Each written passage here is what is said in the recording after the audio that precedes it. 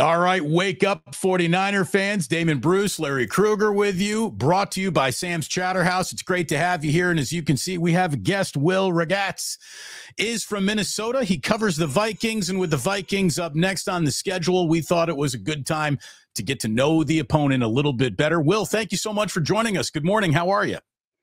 I'm good. Thanks for having me, guys. It's great to have you here.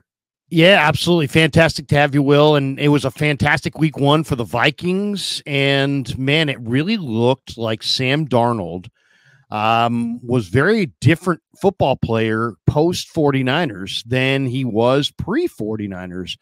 He started like 10 for 10. He was throwing strikes. He was in rhythm. He's got arguably the best receiver in the game right now in Justin Jefferson, and a really good combo when Addison is fully healthy. What'd you think of Darnold in week one? And what's the talk of around the team and about Darnold, and what's the talk about, around the fan base around their new quarterback, or their new second quarterback, since JJ McCarthy's out for the year? Yeah, it was a really good, encouraging start for Darnold, and the Giants defense did not look particularly impressive outside of Dexter Lawrence, but all you can do is beat who's on the schedule, and the Vikings handled their business in week one against a bad team. Darnold was a big part of that. He started 12 for 12, was really efficient. He looked decisive, looked really comfortable and poised operating Kevin O'Connell's offense. And this is what the Vikings hope to see this year. They really believe that Darnold can have that Geno Smith, Baker Mayfield type of late 20s breakout in the best situation he's ever been in. With Kevin O'Connell as his head coach, Justin Jefferson, they have two elite tackles. Eventually, they'll have TJ Hockenson back, and yeah, it was a really strong start for Darnold, and it'll be interesting this week. I'm sure the talking point of his time with the 49ers last year and how that may have shaped him and helped him get to this point is definitely going to come up. I know that the rookie, highly drafted young quarterback in town is always going to be the more popular guy in town, and everyone wants to start a professional clock when they go out and they buy a new watch. They want to see it start ticking. In a weird way, though, after seeing a game of Sam Darnold, do you think it might be a blessing in disguise? Not to the Vikings overall. You don't want to, your rookie quarterback to get hurt before he's even played a game, but might it be better to this season's song, if you will, that Darnold is the guy and you're not throwing a rookie in there? I think you can make that argument, and I do really think Darnold would have probably been the guy had McCarthy stayed healthy anyways. Although his first preseason game really got people around here excited with what he showed before getting hurt in that game. But yeah, maybe it's a blessing that there isn't that noise there, where if Darnold were to start struggling a little bit, you'd hear people clamoring McCarthy, and I'm sure the coaching staff would be on their mind to get McCarthy out there and see what he can do. Now it's for better or for worse. It's Darnold all season long. I mean, the backup is Nick Mullins, who struggled last year when he was thrown out there. So this is going to be Darnold's show, and through 1 week, he looked like he's capable of handling it. Well, I mean, first of all, you get a quarterback. I don't care what quarterback and what system you're talking about, but you get a quarterback who's in year one, game one, in a brand new system, and he starts 12 for 12 and showed the kind of poise that Sammy showed Monday night. And I think if you're a Viking fan, you got to be doing cartwheels. He completed his first 12. He had a touchdown pass to Justin Jefferson. He had another one to Jalen Naylor. What's Jordan Addison's physical status coming into the second game? Is he out for the Niner game on Sunday?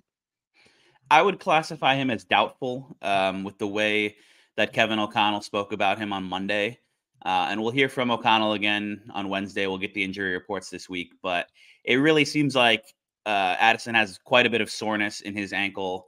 It's a different ankle than the one he injured in training camp. So he's neither of his ankles are 100% right now, which really leads me to believe he's not going to play in this game and could miss a couple games, in fact. So somebody 49ers fans may not know anything about, but should, is Jalen Naylor, who was a 6th-round pick out of Michigan State a few years ago, had an awesome training camp. He's really been a great training camp player since coming into the NFL. He's just dealt with some injuries, and he caught the touchdown pass in the opener against the Giants. He's going to be the Vikings' number 2 wide receiver in this game, more than likely.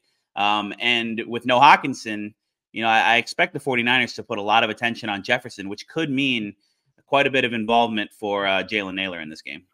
Kevin O'Connell's run a really good operation since taking over. What he's 13-4 in his debut season. Then he gets all caught up in an Achilles injury to his starting quarterback. And of course, records go south when starting quarterbacks get hurt. Off to a 1-0 start this year. You've been covering the team for a while. What are your impressions of Kevin O'Connell? How would you sum him up? What's he like? What's he like to be around? What's his attitude? Serious, lighthearted? What kind of operation is he running over there? He seems to be pretty good at it. Yeah, the Vikings really think that they found their head coach for a long time when they hired Kevin O'Connell away from the Rams a couple years ago. They just have been so impressed by not only his on the field, acumen, his offensive guru. He's a former NFL QB, but just the leadership in the locker room. And you see the videos that the team posts of his speeches in the locker room after practice, and he's just really good at stuff like that. He really balances the right blend of seriousness and some lightheartedness, and just his ability to coach quarterbacks and to coach offense and to draw up schemes. I mean, the Vikings went 13-4 in 2022, and they weren't actually a very good team. They went like 11-0 in one-score games. But then last year, when Kirk Cousins got hurt, they started Jaron Hall, they started Josh Dobbs, they started Nick Mullins, and they were in the playoff hunt until the very end, which I think is really a testament to O'Connell. And if Sam Darnold has the type of year that the Vikings think he might be able to have, I think O'Connell should probably be in the running for Coach of the Year if it plays out that way. And again, there's a long way to go after 1 week. Just to follow up real quick about Brian Flores, what does he do to change the temperature in that defensive room? And is he this brutal taskmaster that he was painted to be in the Tua story that came out in the preseason? Is he got a softer touch than that story actually led on to? What are your impressions of Brian Flores as the DC? Yeah, Flores was asked about that whole Tua story during training camp, and he said that he's grown since then, and there were things that he probably could have done better in that situation. And you won't hear a Vikings player with a bad word to say about Brian Flores. They really like this guy. He maybe does bring a little bit more of the old school Belichick, tough, hard-nosed approach to coaching than O'Connell does. But I think that can be important sometimes, especially for a defensive guy. And the Vikings, again, they love Brian Flores. They really, I think the fact that he has this whole lawsuit thing going on and that really isn't being looked at for head coach openings is just a blessing to the Vikings, who are probably going to be able to keep him around for a while, because he was so good last year coming in and taking over a defense and implementing his scheme and really just creating a defensive turnaround in Minnesota. And now they're in year 2, and they absolutely dominated the Giants to start out Flores' second season. So this guy is a kind of a mastermind defensive coach with all of the things he's able to present at offenses. And I'm really fascinated and excited to watch the Flores against Kyle Shanahan matchup once again this Sunday. Kevin O'Connell, great quarterback at San Diego State, I believe. And, it's funny. I look at Kevin O'Connell. He reminds me so much of John Lynch. They look so similar. They got those Irish genes. But O'Connell, I think, is a solid coach, and their general manager, I think, used to be in the 49er organization. There's ties to the Niner organization for their GM as well. Back to the offensive side of the ball. Last week, Brian Burns was the premier rusher that, Darrisaw and that Viking offensive line had to deal with. This week, it's Leonard Floyd and Nick Bosa. Obviously, these are good tackles. Brian O'Neill, second-round pick. Darrisaw was a first-round pick out of Vatech. How did they handle Burns? Did they combo block Burns? Did they give Darrisaw help? How do you think they'll try to block Nick Bosa on Sunday? Yeah, the Vikings might have the best tackle duo in the league, or at least it's top 3 with like the Lions or Eagles or teams like that. They really, really are good. Darrisaw is the star. He's in my eyes maybe the best left tackle in football, just with his consistency. And he totally shut down Brian Burns, Kayvon Thibodeau, whoever he was matched up against. Really, the Vikings let Darrisaw and O'Neill go one-on-one basically all day against those two guys, and they limited them to 2 combined pressures and no sacks. They weren't factors in the game. Now Dexter Lawrence was a major problem for the Vikings, and they had to double him quite a bit just to keep him from getting in the backfield every play. But I do think, Nick Bosa, I think, is on a different tier than someone like Brian Burns, as good as Burns is. So you might see a little bit more of a focus, maybe some tight end chipping in there. But as every time that Darrisaw and Bosa are going to be lined up against each other, that'll be must-see TV. Will, nice enough to join us here. He's been covering the Vikings, and we're getting to know them a little bit better. I agree with you. Christian Darrisaw and Brian O'Neill are state-of-the-art tackles. Much like, some complaints about the 49ers, it's interior protection. The Niners went out and drafted Dominic Pooney, who started and played very, very well in his first game. Ed Ingram and Garrett Bradbury, that's what I'm circling if I'm the 49ers this week. If I'm getting to Sam Darnold, I'm coming through the middle of that offensive line, not around it with those really good tackles. I think it's a big game for Malik Collins and Hargrave and Elliott. And this is not, everyone's looking for weaknesses. And to me, the only weakness that I see that you can really go out there and expect to exploit if you're the 49ers is that interior offensive line play. Yeah, that will absolutely be a concern and a focus, I think, of both teams. And yeah, Bradbury, he's been the Viking center for a while now and just really has always kind of struggled to anchor in pass protection against bigger, powerful D tackles. And then Ed Ingram is a guy they drafted in the second round a couple years ago, and it hasn't fully clicked for him in pass protection either. And he's in a really critical year 3 to keep his job. So I would absolutely say that is the weakness of the Vikings. They're actually their new left guard, Blake Brandel, used to be a backup tackle, played really well in week 1. So that was encouraging. But yeah, those two guys, if you can get past them and you can get to Sam Darnold, that can really kind of affect things for the Vikings offense. Let's talk about the Niners offense against this Viking defense. You see Danielle Hunter jump to the Texans, but Jonathan Greenard left the Texans and came aboard the Vikings. It was almost like a modern day free agency trade of defensive end studs. But the Texans probably got the advantage there because, man, Danielle Hunter's very, very special. Andrew Van Ginkel, though, comes over, and what a first week he had with that great pick that he just kind of grabbed out of the air. Pat Jones had a couple sacks. This Viking defense is really interesting. And to me, the wild card here is Josh Metellus. I'm watching Inside the NFL a couple of weeks ago, and Chris Long, they were talking about their football guys and underrated guys around the league. Chris Long's like Josh Metellus of the Vikings, and I knew exactly what he's talking about. This is a safety, but he might as well be a defensive end because he's up on the line of scrimmage. He's affecting the quarterback. He's blitzing. He's kind of their jack of all trades, wild card factor. How would you describe Metellus and how he's utilized within this defense? Yeah, he's kind of the ultimate do-it-all chess piece. I mean, Swiss Army knife for Brian Flores. He'll line up at safety. He'll line up in the slot. He'll line up at linebacker. He'll line up on the line of scrimmage and blitz. And yeah, he really does everything for the Vikings. And this defense, yes, they lost Danielle Hunter in the offseason. Danielle Hunter is a great player. But they got better on the whole with what they lost and what they brought in free agency, because you lose Hunter, but you bring in Jonathan Greenard, who can maybe give you 80-85% of that production. You bring in Andrew Van Ginkel, who has experience playing for Flores in Miami and really is, I think, an underrated player. And then they drafted Dallas Turner in the first round. He got his first career sack against the Giants. So on the aggregate, you now have more options to get after the quarterback. They added Stephon Gilmore to the cornerback room, and they've got these 3 safeties, Harrison Smith, Cam Bynum, Josh Metellus, who just give them so much flexibility in what they're able to do. So I really think this Vikings defense looks like a top 10 unit this year, with Flores leading the way, and just the depth and versatility and experience that they have really at all 3 levels.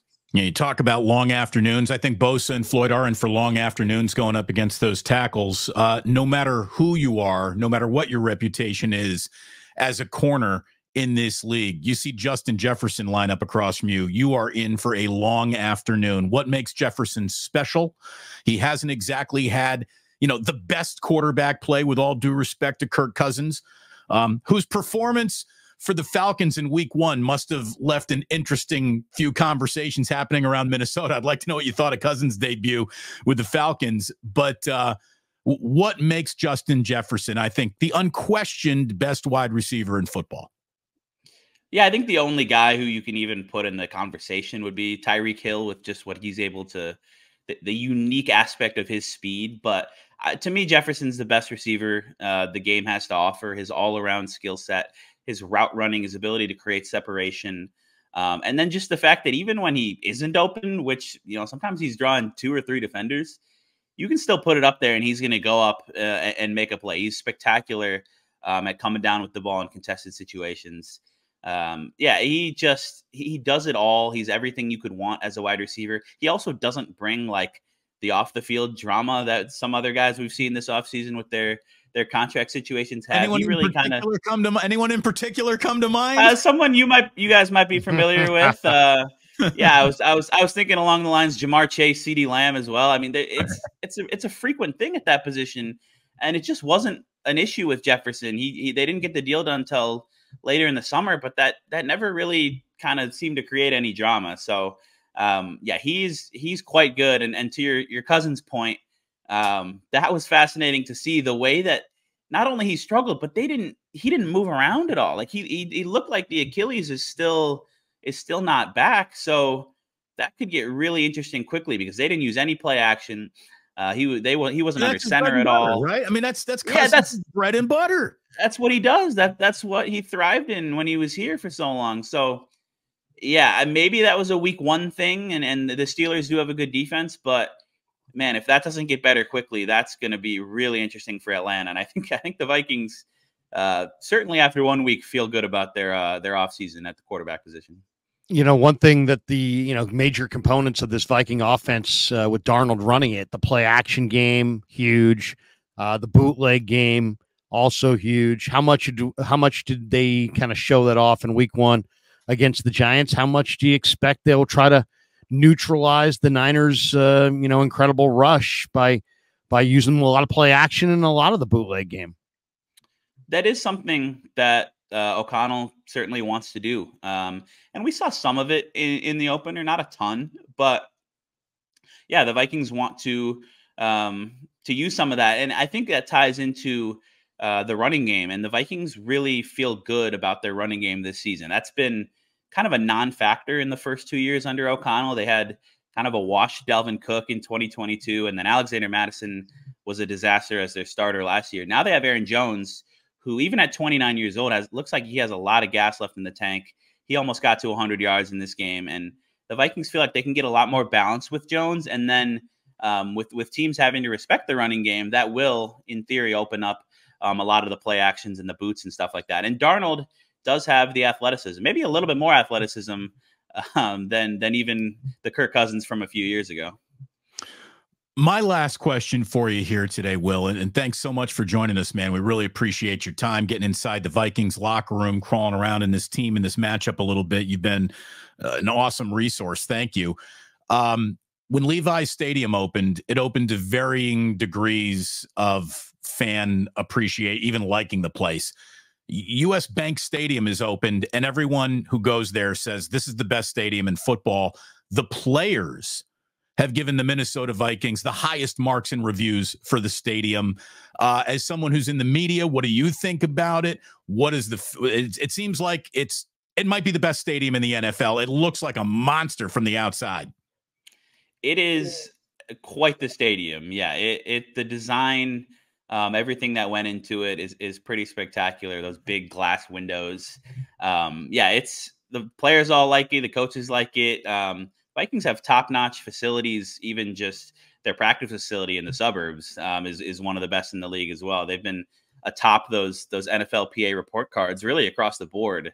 And US Bank Stadium is part of that. It gets really loud in there, especially night games. But I think this game, even a noon game on Sunday, coming off a win, you got the defending NFC champs coming into town, the excitement of what Darnold did last week. I think that place is going to be rocking on Sunday. And I will say, I went to Levi's Stadium for that divisional round game back in January 2020.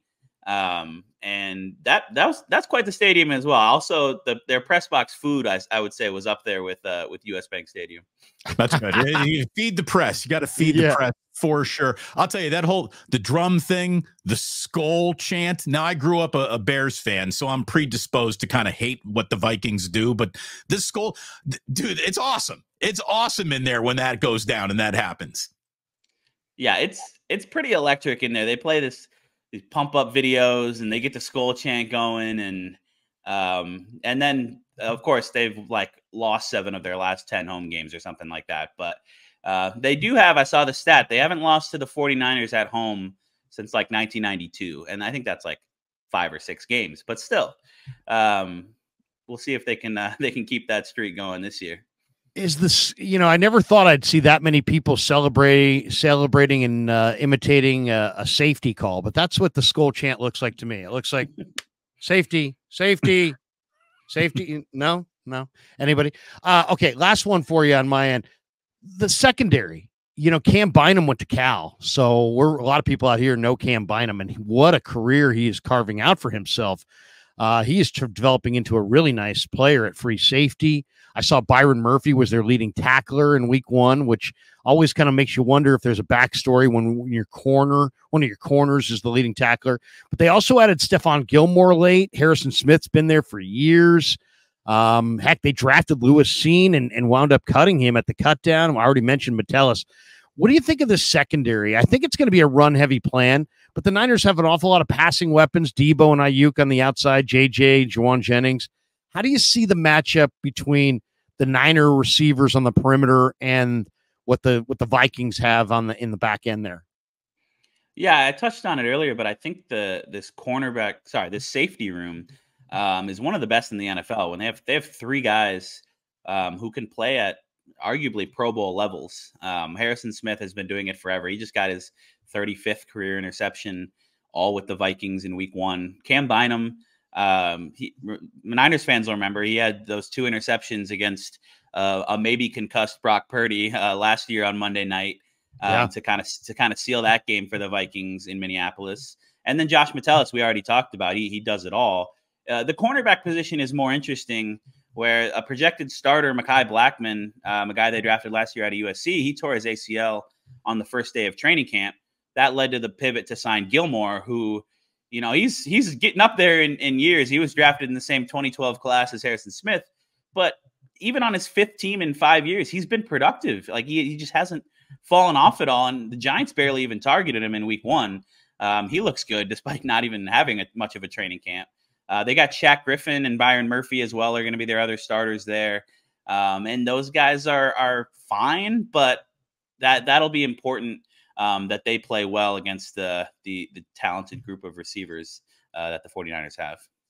Will, awesome stuff, man. What day? It's September the 11th today, 2024. What day do you people in Minnesota start to plug in their vehicles overnight? I mean, is that a January thing, a February thing? I mean, this is a West Coast question. Yeah, I don't know. I think maybe the temperatures start to drop definitely in November. It starts to get interesting around here. And then the December through February stretch is a tough one, but I've lived here my whole life. I'm used to it. How many? Are you an ice fisherman? Do you fish? I am not. I'm a city kid. Okay. I don't do a whole lot of the outdoors stuff. I do like to go skiing, but yeah, I like to stay inside, go to Timberwolves games in the winter, stuff like that. In other words, we're not going to see you on a frozen pond, but we may see you at the Great Mall. You might. Well, since I don't love the Mall of America. I think that's a tourist thing. Oh, okay. The real Minneapolis people don't go to the Mall of America. Is that what you're saying? Not particularly often, unless you really need to like hit 8 different stores at once or something. They do have everything. They have everything there. Teenager these days, what's a mall? They don't even know anymore. So I don't know if that's affecting that or not. Let's see. The only other like Minnesota cliche question would be about Prince. What's your favorite album? Oh man, I love Prince. I could name more songs than, I don't know if I know the album names off the top of my head, which is sacrilegious, I know, but I'm a big fan of the When Doves Cry. I think that's my favorite track. Nice. It still And works. and anywhere in your house, will I find an Anthony Edwards jersey? Yes, there is one in my closet. Absolutely. See, I've got cameras. Hey, Will, awesome stuff, man. Appreciate you jumping in, and thanks for giving us kind of the breakdown of the Vikes. And we're looking forward to a fun game Sunday. I'm hoping for the best, expecting the worst. The Niners have struggled there, but Will, awesome stuff, man. And anything you want to promote on your way out? I know you work for the SI arm there in Minneapolis. Anything you want to promote? Your website, your Twitter, anything? Feel free. This will be the time. Yeah, I'm on Twitter. It's at Will Raggets. And yeah, all my work is Vikings on SI. So yeah, it'll be a lot of coverage this week leading up to the game, and yeah, throughout Sunday's game. Looking forward to getting out to US Bank Stadium for the first time in the regular season, at least this year. Thanks, Will. Have a great day. Thank you, Will. Yeah.